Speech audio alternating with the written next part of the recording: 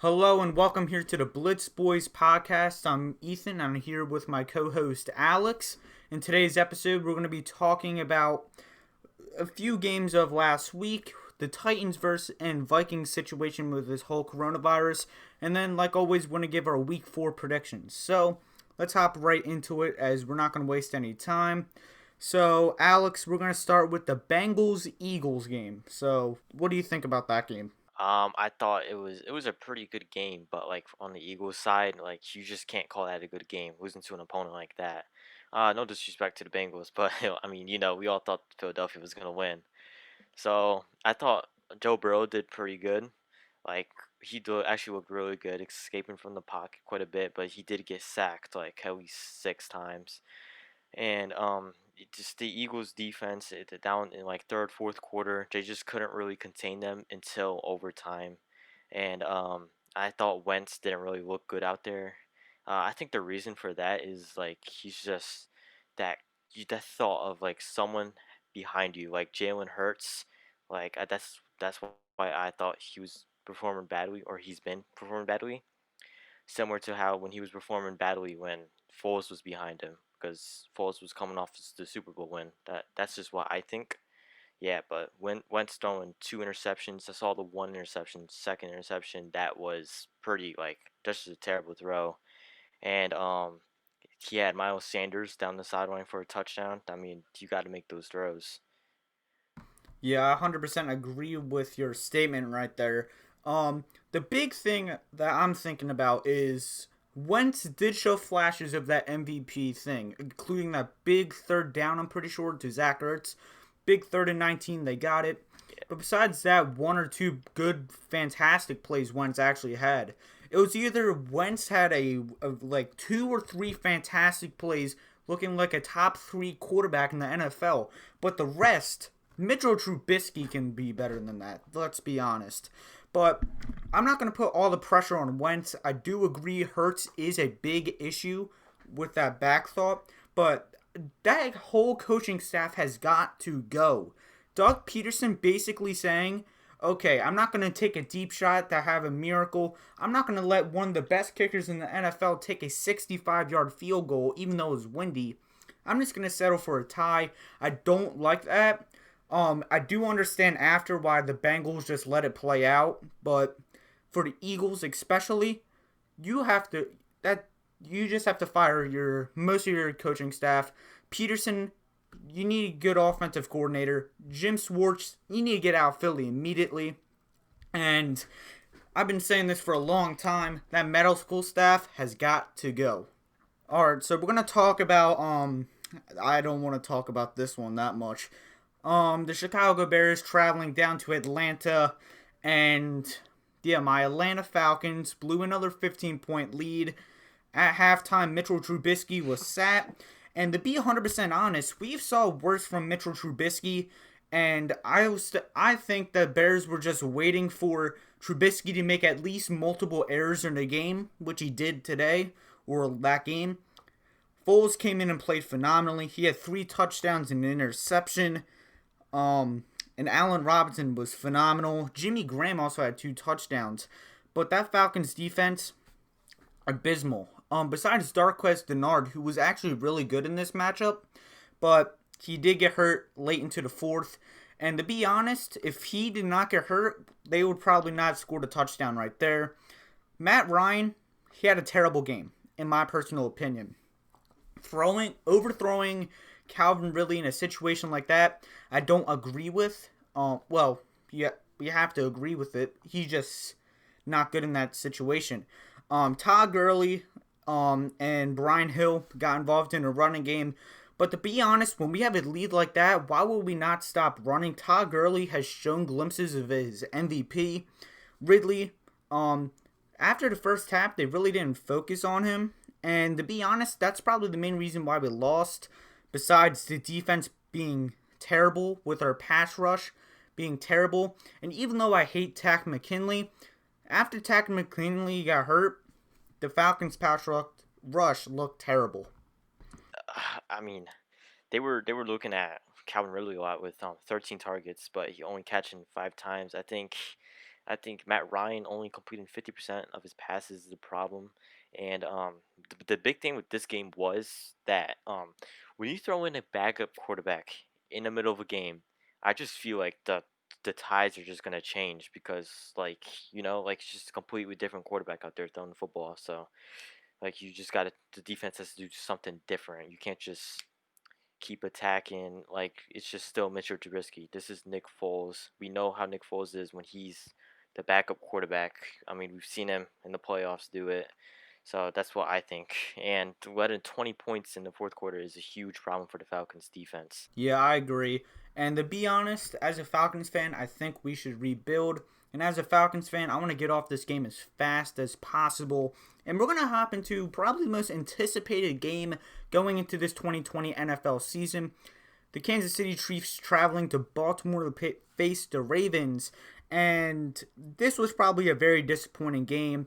Chiefs won 34-20. Lamar Jackson, well, I'm not going to blame it entirely on Lamar Jackson, but that offense, besides that first drive when the rushing offense looked phenomenal, that passing game was terrible. Not even over 100 passing yards. It's not good.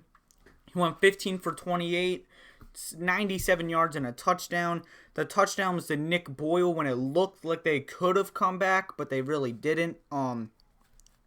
That run game was pretty good, but Kansas City was the main focus in this one. I was down by 29 in fantasy. Mahomes saved it. He had 387 yards, 4 passing touchdowns, also a rushing touchdown. That pass game looked phenomenal with Mikael Hardman and Tyreek Hill getting into it. Also, Eric Fisher and Anthony Sherman, the two unlikely people to get touchdowns, did. And that defense was really surprising to me. But if you have to take anything away from this game, Baltimore struggles versus Kansas City, and Kansas City's not to mess around with. Yeah, but I think Kansas City is the Baltimore Ravens is kryptonite. That's what it looks like. I mean, Lamar Jackson not even getting over 100 yards on 28 pass attempts is a problem, and I feel like they just need to stick with the running game, and then they get to the passing game. You gotta establish the running game before you can start passing the football. I mean, I know that Lamar Jackson at 83 yards rushing, but that's just not going to cut it if you're only going to be handing it to your backs. What is this? 12 times over Gus Edwards, Mark Ingram, and J.K. Dobbins, and I think Patrick Mahomes just looked way too comfortable out there. 31 for 42, almost 400 yards and 4 touchdown passes. He just no one was stopping him. Got Kelsey doing really well, and then what really crushed the Ravens was that second quarter. I mean, allowing 21 points to the Chiefs just from their offense. That's just you just can't have that happen. And Yeah, I agree. And before we hop into our week 4 predictions, some breaking news came out of the NFL. We were expecting this to come sooner or later.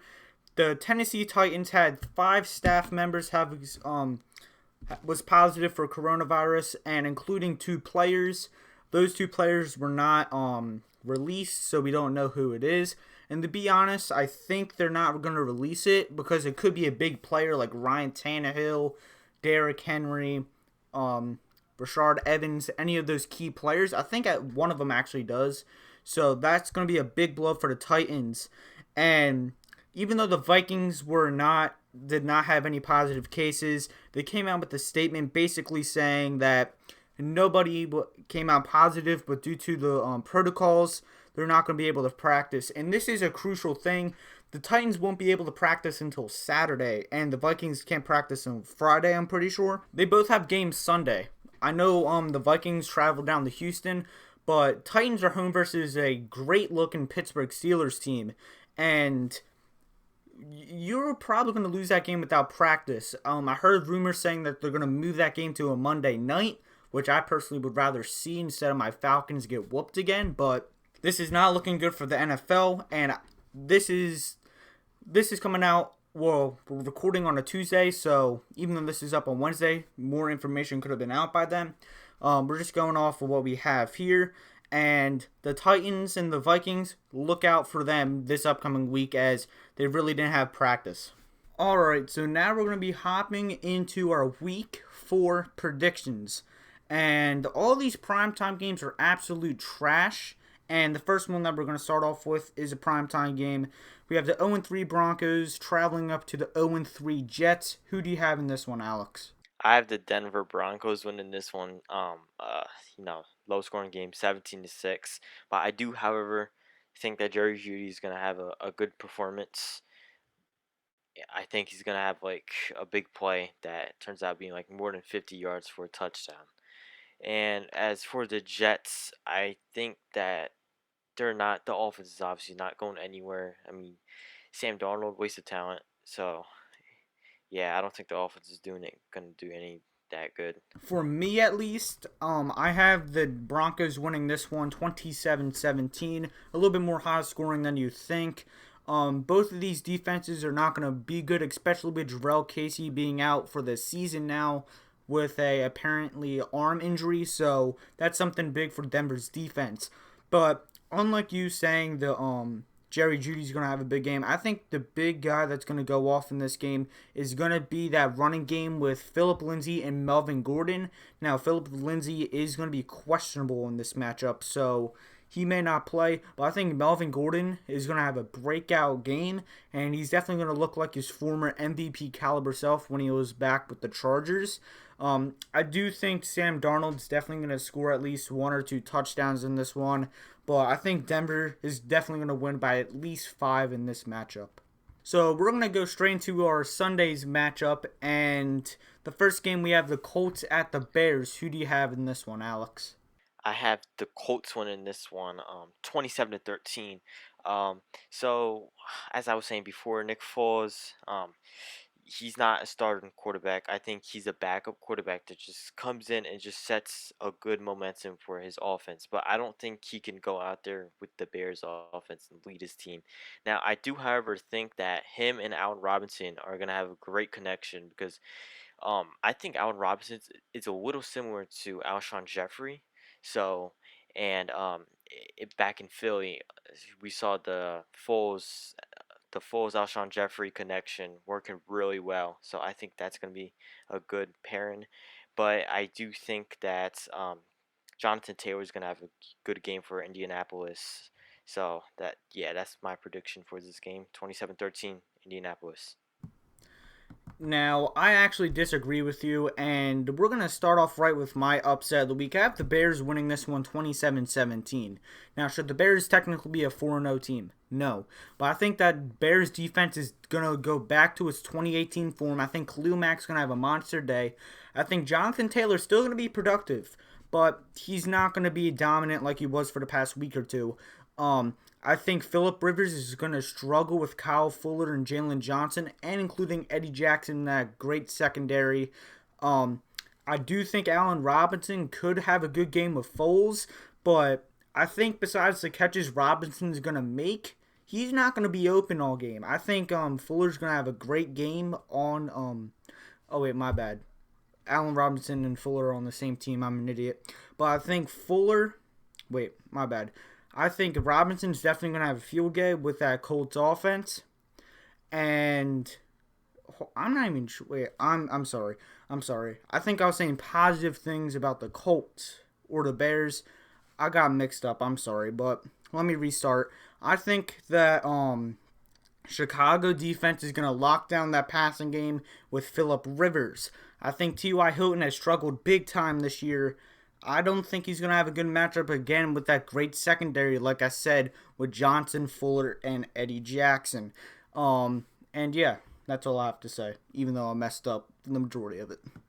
Next game, we have the Saints traveling up to Detroit to face the Lions. I'm going to start off here. I have a very close matchup. I have the Saints winning 28-14. Now, wait, my bad, 28-24. I think this is going to be a very similar game to what we saw last year when the Chiefs headed up to Detroit. The Lions looked great. They were in upset mode. Had a big day. But the Lions end up being the Detroit Lions like always. And they choke a lead. I know how it feels.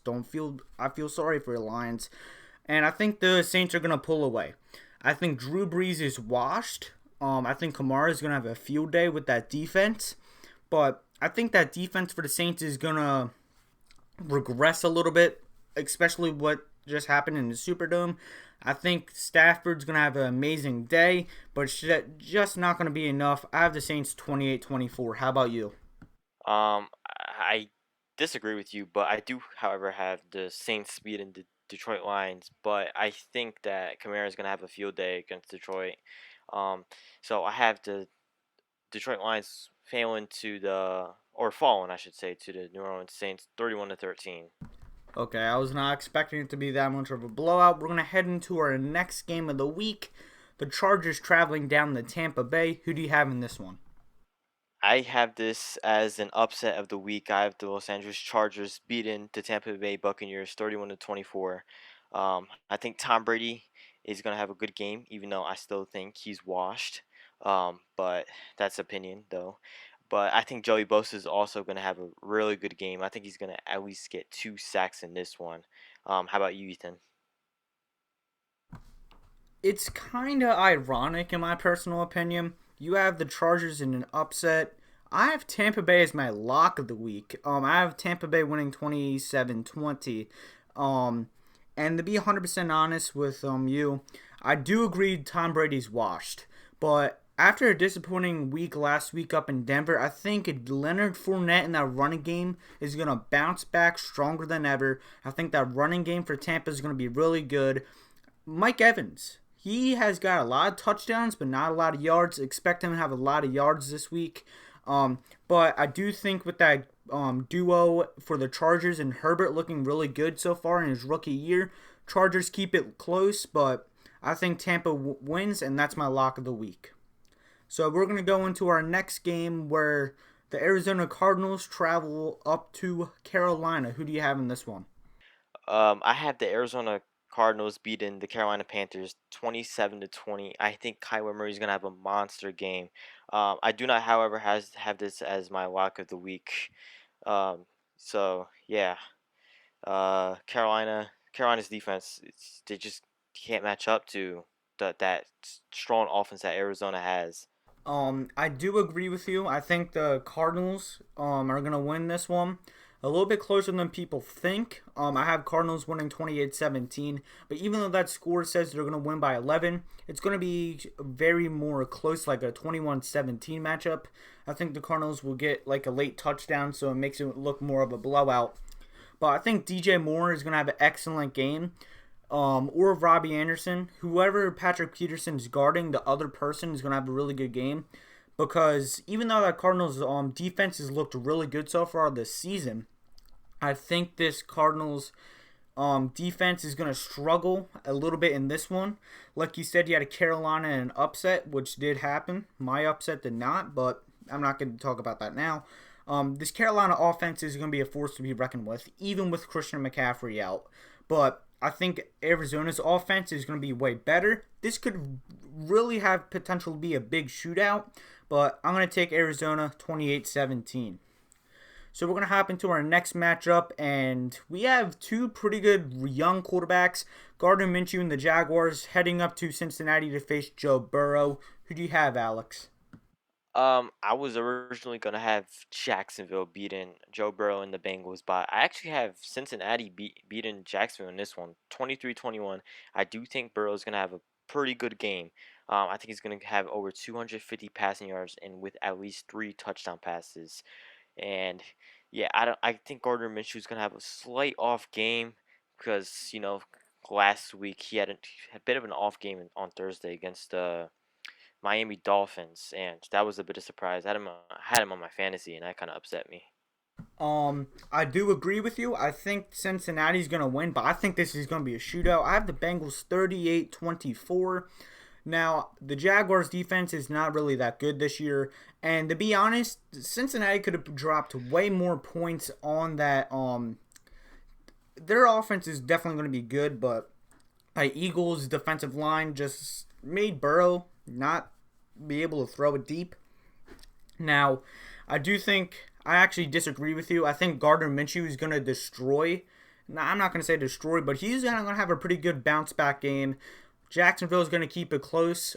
T. Higgins, who had a breakout game last week in Philly, watch out for him. Even though I think A.J. Green's washed, watch out for the young T. Higgins and Tyler Boyd. I think Joe Mixon also finally has that breakout game. I think this is going to be a very high-scoring game. Like I said, I have Cincinnati 38-34. Next matchup, we have the Cleveland Doggy Dookie Browns traveling down to Dallas. Who do you have in this one? I have. I didn't really expect a blowout in this one. Dallas is struggling on defense, so I have this game 28-20. Dallas winning this one. I think Ezekiel Elliott's gonna have a monster game with at least 100 yards rushing and a touchdown, either receiving or rushing the ball.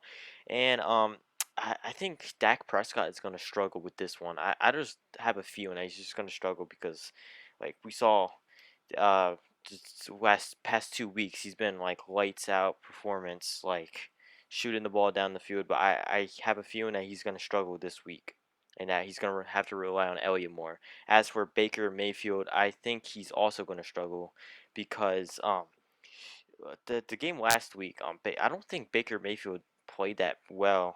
It's with the highlight. That's what the highlights showed me, but I didn't watch the game, so I wouldn't really know. But I think Nick Chubb and the kicker, what's his name? Um, To be honest, I don't even know the Help kicker's me out, name. I Kareem don't even Hunt. know. No, Kareem Hunt. It was a joke, but Oh, I think oh they're gonna man. have good running games. Now, I do agree with you. I think that Browns offense is definitely going to be good with the running game. That's probably what they're going to be good at this entire year. But to be honest, I think Jarvis Landry is going to have a big game. He's had a down year after having a great Pro Bowl season last year. I think Jarvis Landry is going to have a bounce back game. But besides Landry, I don't think that passing game is going to be really well this game. Like you said, I think Chubb's going to dominate. But I have Dallas winning 35-24. I don't think Zeke is gonna have a breakout performance, but I don't think he's gonna be as bad as last week.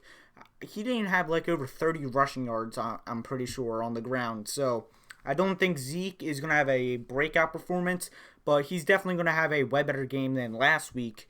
But I think Dak Prescott's definitely gonna keep that gun rolling, as people doubted him to Carson Wentz, and I think he's just trying to put the nail in the coffin. So, yeah, I have Dallas winning 35-34. Now, next game, we have the Seattle Seahawks traveling down to Miami. I'm going to start here. I think that Seahawks offense is still going to be electric. I have Seattle winning 38-23. Now, that secondary has not looked good. I think Devontae Parker is going to have a fantastic game. I mean, like 9 receptions, 123 yards, and like 2 touchdowns. Expect Devontae Parker to be really good. I think Myles Gaskin showed pretty good how good he is in the rushing game. I think he's going to have a good game as well for Miami, but that offense up in Seattle, it's just phenomenal. DK Metcalf is a future superstar in the making. My bad. Tyler Lockett, a very underrated wide receiver, if I had to say so myself. Russell Wilson's looked like the best quarterback in the NFL. I think he has like 14 touchdowns already this year, which is just crazy. After 3 weeks, Russell Wilson's definitely going to be in the MVP conversation, and I think it doesn't slow down versus a very disappointing, or not disappointing, just a bad defense down in Miami. How about you? It's kind of weird because I 100% agree with everything you said. I have the Seattle Seahawks beaten Miami 35-24, almost have similar scores. And I do agree with you. Russell Wilson's gonna have a good game with DK Metcalf and Tyler Lockett. And I 100% agree with you with the Devontae Parker thing. I think he's gonna have like well over at least 7 catches. And thing that you didn't mention though, I think what's his name? Chris Carson's gonna be out for the game. He's remained questionable with the ankle injury. But if he doesn't play, I think that Rashad Penny's gonna have a huge game for Seattle. I do agree, but before we go into our next game, did you see how Chris Carson got injured? Yeah, Tristan Hill, man, he should be Dude, he should have been suspended for suspended. that. Yeah, man. That's just a dirty play. I think even Cowboys fans hate him now. That's crazy. I'm not a big fan. I was never a big fan of him in the first place, and now he's just making me hate him even more. But I don't like to talk about hatred about anybody. Let's hop onto this next game, which could be actually a big game to look out for. The 0-3 Vikings travel down to Houston, who is also 0-3. Who do you have, Alex? I think this one's gonna be a shootout, to be honest with you. But I do have Minnesota wanting it more, 33-28, and I think Justin Jefferson is gonna have back-to-back huge games for Minnesota. I just don't think I just don't see Houston beating this Minnesota team.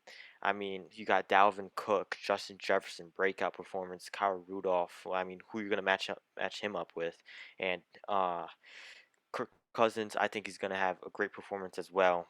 And Deshaun Watson. I mean, what weapons does he have? I disagree with you in a way. I think Houston wins 33-27. 1 point off, and we would have had the exact scores. But I think I actually had Minnesota in an upset actually because that Houston's technically favored, but that was gonna be my upset of the week. But I decided to switch to Houston after today after this Vikings thing came out. They're not gonna be able to practice all week, and versus a superstar quarterback in Deshaun Watson and a pretty good defense or defensive line and linebackers, they're gonna struggle. Now I do agree that passing game is going to be lethal for the Vikings. I think Thielen is going to have a good game. I'm not sure about Justin Jefferson. He's definitely going to be good, but there's no way he's going to do good or even better than he did last week versus Tennessee. And I think Houston wins a close one. I think Deshaun Watson's going to break out, but I can understand why he chose the Vikings as I originally had them as well. And the next game we have is the Baltimore Ravens traveling basically less than an hour away to face the Washington football team. Who do you have? Nothing to really talk about here. I have Baltimore winning this one, 41-14. Now I think I stretched the score out a bit for the Baltimore Ravens, but I think the Ravens could have over 200 rushing yards. I don't think they need to add the passing game with Washington's defense, but if they do, Marquise Brown could have a good performance as well. But I think Lamar Jackson's gonna have a really good game, and Miami, they're just I mean not Miami, Washington's they're just not gonna match up to them. I agree with you. I have Baltimore winning 33-14. Looking at the spread, Baltimore is favored by a shocking 13 points as of this recording, which is just crazy. But I think this is actually going to be a very similar game to what the Ravens faces last week. Their first drive, they had really good rushing defense and they were locked down for the rest of the game, basically. I think it's going to be the same way with that Washington defense. For the first one or two drives, that defense is going to look phenomenal. But after that, Baltimore's just going to whoop them. That Washington offense, I think Dwayne Haskins is going to be like a similar player to Nick Foles, a great backup, but not a good starter. I think that Washington offense is going to struggle. They will end up getting 14 points, most probably in garbage time, to be 100% honest. But I think Baltimore does pretty good, bounces back after a disappointing loss, 33-14. And the last 1 o'clock game we have for this one, we have the Steelers traveling down to Tennessee. This game could either be postponed or moved to Monday night, but we're not exactly sure as of this recording. We're just gonna say this is gonna be a 1 o'clock game. Who do you have, Alex? Um, I have the Tennessee Titans winning this one. I did write this, however, a couple days before this whole COVID thing, but I'm just stick with it. I do have Tennessee winning 34-26 against Pittsburgh. I think Tannehill is gonna have a good performance against Pittsburgh, but I don't really think Derrick Henry's gonna have a huge game. He could have a breakout run, but nothing really much. Pittsburgh though. Let's see. Uh, what the quarterback? Ben Roethlisberger, right? I think he's gonna have at least 3 touchdown passes. I don't think they're gonna really incorporate the running game as much as they have. Well, not that they have, but Juju Smith-Schuster could have 2 touchdowns, or Deontay Johnson, or you got James Washington, Chase Claypool. I mean, they have weapons. but I have Tennessee winning this. Now, I'm going to stick with my original score. I initially had Tennessee winning, but due to this COVID-19 thing that came out today, I think Pittsburgh is going to win this game now 24-20. I expect this to be a low scoring game. Both defenses, I think, are going to definitely get it clicking.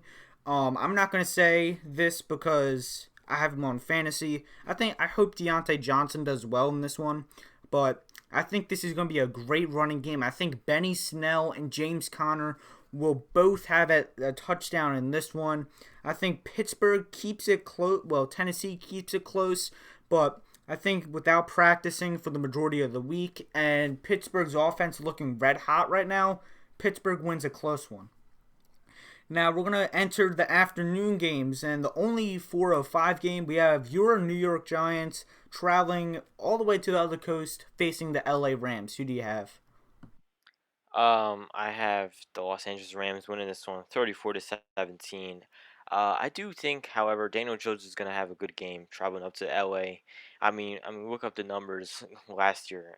Daniel Jones was like really good actually on the road compared to what he was at home. So I think Daniel Jones could have a good game, but I do think the defense is not gonna perform well with Jared Goff and the rest of the offense's play action game that they work with. I do notice that against the play action, the Giants are just terrible with. And yeah, I think Tyler Higbee is gonna have a good game as well. Now, similar to what you said, I have the Rams winning 33-10. Now, just like you said, the Giants is not good versus the play action. And what has the Rams been really good at this year? The play action. I think the Rams are going to just use play action for the majority of this game. And I think they win 33-10. I think that run game's finally going to start clicking. I think Cam Akers and Malcolm Brown are going to have a big days. I'm not sure, both of them are questionable. Whatever running back's going to be in for the Rams, I think is going to have a big day. So, I think Cooper Kupp's also finally going to have that good game this year. I think Robert Woods is not going to have a good game. I think James Bradbury's going to be on him. I think Robert Woods is not going to have a good game at all. I don't think they're going to be targeting Higbee that much, but I think Goff, Kupp, and that running back, whoever's starting for them, they're going to have a good game. I think that Rams defense with Ramsey on Slayton, I just think the Rams are just gonna way outperform the Giants. Now the next game we have is a very underrated game this week. We have the Buffalo Bills traveling to all the way to the West Coast facing the Las Vegas Raiders. Who do you have, Alex? I have Buffalo winning this one, 20 to 23. I do think Josh Allen is gonna have another great performance. I think Josh Allen could have MVP candidate potential. I mean, I noticed that like before the season even started that people were like really underrated him, but I think for me, I really thought that he was gonna have a good season this year. Um, Not to mention, but I do. That's why I drafted him in fantasy. So, but the Las Vegas Raiders, I don't think Josh Jacobs is gonna have a good game against that stellar defense. And as for the quarterback, Derek Carr, yes, Derek Carr. I was about to say David Carr. It's funny, but I think Derek Carr is gonna have an okay game. I think he's gonna work around with Darren Waller.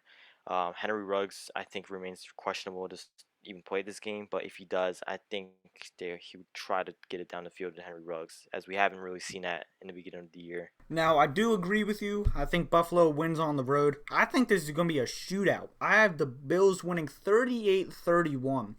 Now, I don't think it's going to happen this week, but I want the Bills to get Devin Singletary so much more involved in this offense. He had a good rookie year, and it seems like they just went away from him.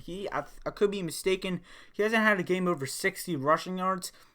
They need to give it to him more, in my personal opinion. But like you said, I think Josh Allen, he's an MVP candidate for sure this season as of right now. I think Diggs is going to have a big day as that secondary in Oakland. Well, my bad, Vegas. It's not going to be good. Diggs is going to dominate. But I do think Max Crosby, the edge rusher, he's going to have a big day. But for that Las Vegas offense, I think Darren Waller's going to have a great performance. A very, very disappointing week last week up in Foxborough. I think he's going to get way more involved. And something similar, like you said about Tyler Higbee in the last prediction, I think he's going to have a great game this week, but I don't think it's going to be enough as Buffalo wins 38-31. Now, we're going to go on to the big game that everybody's talking about. The New England Patriots traveling to Kansas City. Who do you have in this one? I think that Mahomes is gonna have a good game here. He's gonna continue his performance from Monday, which was yesterday as of now because it's Tuesday. Uh, so yeah, Kansas City wins this 35-27. I do think, however, Cam Newton's gonna have a great game. I think Julian Edelman's gonna have well over 100 yards, and that running game is gonna be pretty well for them. Rex Burkhead, I don't think he's gonna match his performance from last week. No one even saw that coming. That's the thing with the Patriots running backs. You just can't really trust them week to week. And yeah, there's nothing really much to add. I mean, this is gonna be a really good game to watch. I think this could be game of the week. I think this is going to be a lower scoring game than most people expect. I have Kansas City winning 27-23. And I think Clyde Edwards-Helaire is going to have a good game in this one. I think that secondary in New England is going to shut down the big trio. But I think Clyde Edwards-Helaire is going to have a good game. And that's going to be a big thing for Kansas City. It's not going to be that Mahomes is not going to have a bag. I think he's going to do good. It's just going to be that secondary up in New England. It's just going to be too much for the majority of the game. But like you said, I think Cam Newton's going to have a really good game in this one. I think Sony Michel's going to have a good game. And even though you said Edelman, I'm going to go to the opposite receiver. I think N'Keal Harry, the second-year wide receiver, he's going to show glimpses that he is a future starter. Well, even though he is, he's a future bright starter for that Patriots offense. But it's not going to be enough. I have Kansas City winning this one.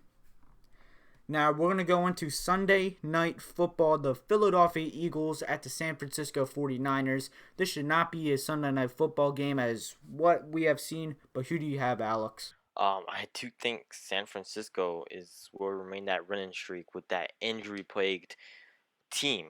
I think that San Fran's gonna beat them 27-16. I don't think Wentz is gonna have a good game again.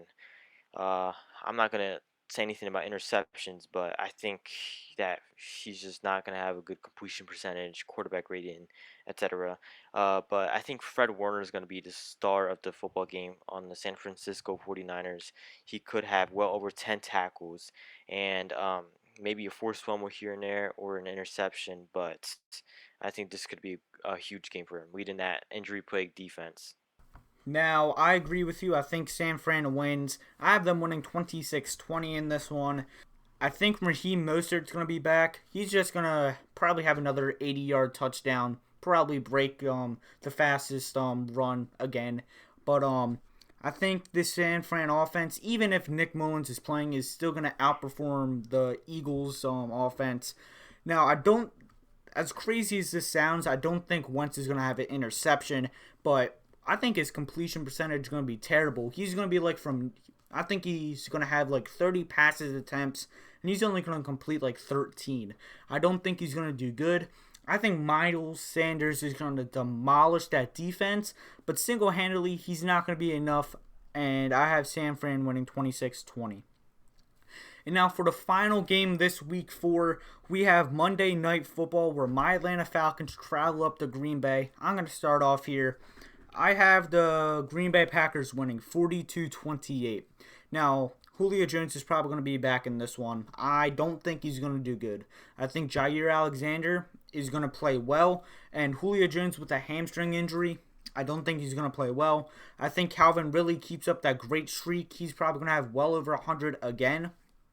And I don't trust Dirk Cutter to do this, or to keep on running. I think the run game is actually going to be really well. But that defense, we have so many injuries to our key players, and it was trash to begin with. Green Bay is red hot right now. I think Aaron Jones has a good game this week. And that Green Bay offense, they are showing us that they did not need to draft a wide receiver to have a top 5 offense in the NFL. So I think they're definitely going to put up some points. I have Green Bay 42-28. How about you? For a moment there, I thought you said 42-38 because that was my score. I do have the Packers winning this one. I think this is going to be a shootout. Like shootout.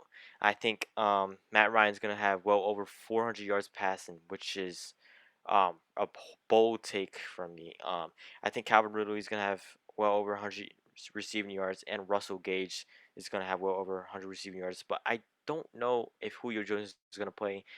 Well, if he is, then he would take Russell Gage's spot, I guess, for well over 100 receiving yards. But if Devontae Adams is playing, he's definitely gonna have a really good game. But I don't think Aaron Rodgers is gonna get up to 400 passing yards. I think Aaron Jones is gonna take up those yardage, well over 100 yards. I mean, this Atlanta Falcons defense, it's just not it this season. Like, I mean, last season they weren't it. So I really think this Packers offense can put up more than 40 points against them in a shootout. Two things before we end this episode. Number one, Russell Gage is questionable. He had a head injury. I don't think he's gonna play. I would assume that he's gonna be doubtful, but I think if he does play, he's gonna have a good game. And number two, I don't think it's gonna be that high scoring for the Falcons. I don't think this is going to be a 4 to 3 point game. I think Green Bay's just looked way too good, and they're definitely going to win by 10 plus. That's just my opinion, though. So that is it for Blitz Boys podcast episode 2. Do you have anything to say before we end it, Alex? Go Big Blue. And yeah, both of our teams are probably going to lose this week. That's going to be sad. But that is it. I hope you enjoyed. Like, share, subscribe. And like always, have a good day. Peace out.